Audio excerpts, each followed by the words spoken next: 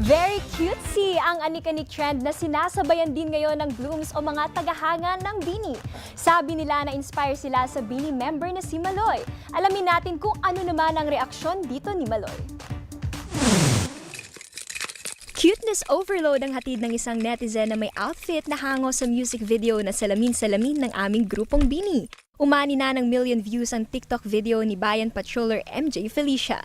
Makikitang nakasabit sa kanyang outfit ang halos 25 plushie keychains at ibang anik-aniko accessories gaya ng stickers at ribbons. Problema mo sa bag ko. Gaya ni MJ, nag-viral din ang video ng magkaibigang sina Bayan Patroller Ann Lorraine Atienza at James Cruz. Pero imbes na stuffed toys o keychains, basahan, tsinelas, yarn, hair clamp at sombrero ang isinabit nila sa kanilang mga bag.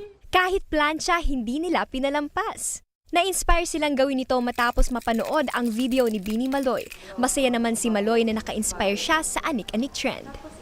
Nag-start yun, may isang bloom na nagbigay sa akin. So parang to show them na nag-give back ako, pinapakita ko sa kanila na ginagamit ko talaga. And parang na-hook na din talaga ako sa world of anik-anik. Ibinahagi rin niya kung ano ang nag-inspire sa kanyang gawin ito.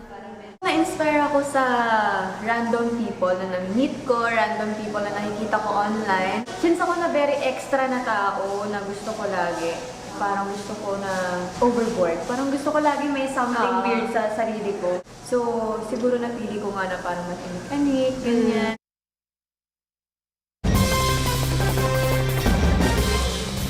Nax, balita ko. Ikaw ulit nagsulat ng storya mo, Joanne. May mga tumulong po ulit sa akin. Binayaran ka ba? Nahingi ng talent fee. Nahingi ng talent fee. Diba? Nagsulat yan kasi dati po niya talaga gusto maging reporter at news anchor. Yun ang dahilan. Okay. Oo. Yun ang una niyang pangarap. So second time na niya rito? Opo, Second time na rin yan nagsulat. Actually? Pero gusto ko yung interview. Baka pwede ka na ipalit. Ay,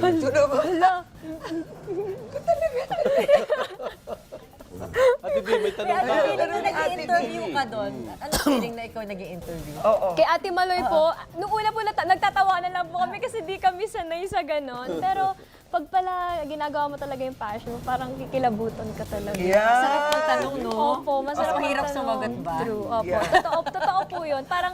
Parang on the spot ka makakaisip ng mga tanong talaga. May potential. Balik lang ng balik, ha? Opo, Pag-absent kami ni Karen. Balik na balik bukas na.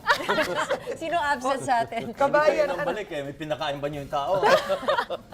Thank you.